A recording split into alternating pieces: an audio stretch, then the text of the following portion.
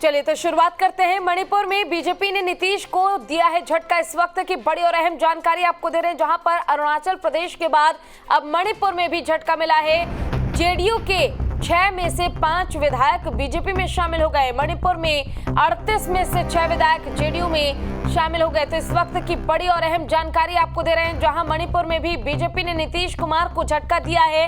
अरुणाचल प्रदेश के बाद अब मणिपुर में झटका दिया गया। जेडीयू के 6 में से 5 विधायक बीजेपी में शामिल हो गए। मणिपुर में 38 में से 6 विधायक जेडीयू के थे।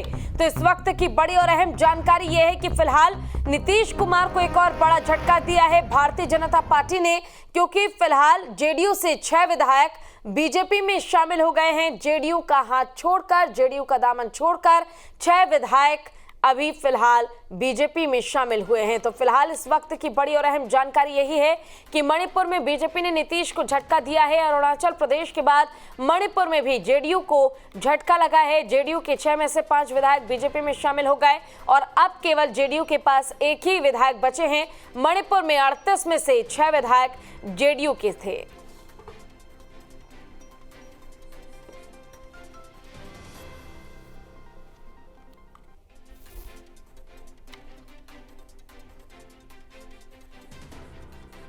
तो देखिए, फिलहाल 5 ऐसे विधायक जेडीयू के जो बीजेपी में शामिल हो गए हैं और इसी के साथ जनता दल यूनाइटेड को एक बड़ा झटका मिला।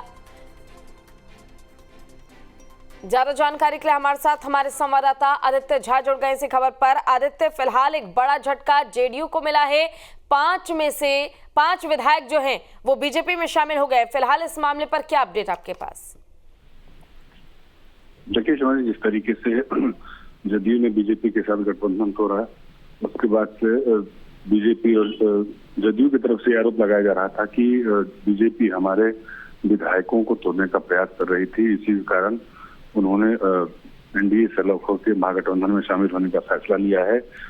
तो कांग्रेस कल जिस तरीके का घटनाक्रम हुआ, मणिपुर के 6 में से 5 विधायक जदयू का साथ छोड़कर के बीजेपी में शामिल हो गए, तो उसको देखते हुए कहा जा सकता है कि बीजेपी मणिपुर में पहले ही तैयारी कर चुकी थी। वैसे पिछले महीने ही ये जदयू के जो 6 विधायक थे वो पटना आए हुए थे और नीतीश कुमार से उनकी मुलाकात हुई थी।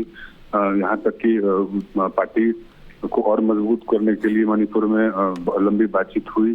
सीएम हाउस में उन लोगों को सम्मानित भी किया गया था। लेकिन जिस तरीके से महीने भर के अंदर में ही 6 में से 5 विधायक ने पाला बदलकर बीजेपी का दामन थाम लिया है, तो ये जदयू के लिए बहुत बड़ा झटका है। क्योंकि आज राष्ट्रीय कार्यकारिणी की पटना में बैठक भी होने वाली है और उस राष्ट्रीय कार्यकारिणी की बैठक में उन लोगों को भी बुलाया गया था, क्योंकि वो लोग मणिपुर से पार्टी के डेलीगेट के रूप में आने वाले थे। लेकिन ठीक राष्ट्रीय कार्यकारिणी से एक दिन पहले जदयू को बहुत बड़ा झटका लगा है।